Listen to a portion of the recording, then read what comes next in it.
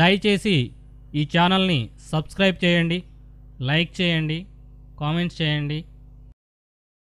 ప్రస్తుత విధానం ప్రకారం బహుళ బ్రాండ్ రిటైల్ వ్యాపార రంగంలో పెట్టుబడి వాటాల్లో ఎంత శాతం ప్రత్యక్ష విదేశీ పెట్టుబడులకు అనుమతిస్తున్నారు?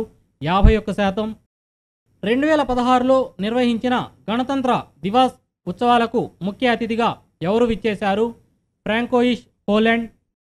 18వ శతాబ్దపు భారతదేశాన్ని గురించి మాట్లాడుతూ భారత్ వాణిజ్యమే ప్రపంచ వాణిజ్యం అనేది మనసులో నిలుపుకోండి అని ఎవరు అన్నారు? Peter the great of Russia. రాజ్యాంగంలోని 5వ షెడ్యూల్ ప్రకారం ఒక రాష్ట్రం ఏర్పాటు చేసే గిరిజన తెగల సలహా మండలిలో ఎంతమంది సభ్యులుండొచ్చు? 20 వరకు. కార్మిక బ్యూరో 28వ కవు ఉపాధిలో త్రైమాసిక మార్పులు రిపోర్ట్ ప్రకారం 2015లో అత్యధిక ఉపాధి కల్పించిన రంగం ఐటీ మరియు బీపీఓ రంగం, సమాచార సాంకేతికత మరియు వ్యాపార ప్రక్రియల్లో పొరుగు సేవల రంగం. అత్యవసర పరిస్థితి సమయంలో కూడా ఏ హక్కు తాత్కాలికంగా రద్దు కాదు? ఆర్టికల్ 21 కింద హక్కు. డబ్బు కరెన్సీ నోట్లను చెల్లుబాటు నుంచి తీసివేయడం అనే విషయంపై ఏ చట్టం పరిధిలో ఉంటుంది? రిజర్వ్ బ్యాంక్ ఆఫ్ ఇండియా చట్టం. కపార్టుని ఏ ఉద్దేశంతో స్థాపించారు? గ్రామీణాభివృద్ధికి. నల్లమందు సాగు ఏ జాబితాలో ఉంది? కేంద్ర జాబితాలో. Mahatma Gandhi national rural employment guarantee పథకం ఆదేశం ప్రకారం ఒక ఆర్థిక సంవత్సరంలో ఎన్ని దినాలు పని చేయడానికి ముందుకు వచ్చేవారికి పని ఇవ్వాలని గ్యారంటీ ఉంది?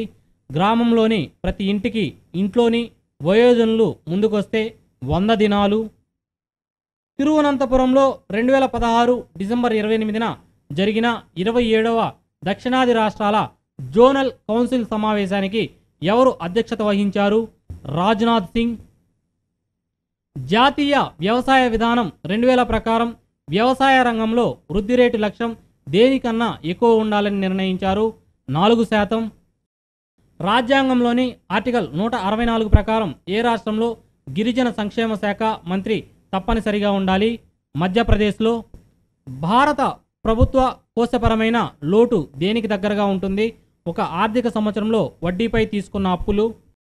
రాజ్యాంగంలోని ఆర్టికల్ 243 ప్రకారం ఎవరు గ్రామ సభలో సభ్యులుగా ఉంటారు? ఎన్నికల జాబితాలో ఆ పంచాయతీ పరిధిలో ఉన్న ఓటర్లు. రాజా తోడర్మల్ రూపొందించిన దహ్సాలా పద్ధతి ఏ విధంగా ఉండేది? ఉత్పత్తి ధరల 10 ఏళ్ల సగటు ఆధారంగా భూమి శిస్తు వసూలు చేయడం. కోశ బాధ్యత బడ్జెట్ నిర్వహణ చట్టం ఏం చేస్తుంది? కోశ రెవెన్యూ లోటుకు పరిమితి విధించడం.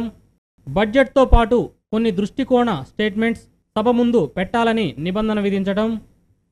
కేంద్ర రాష్ట్ర స్థాయిలో వర్తించడం. కోశ బాధ్యత బడ్జెట్ నిర్వహణ చట్టం ఏం చేయదు?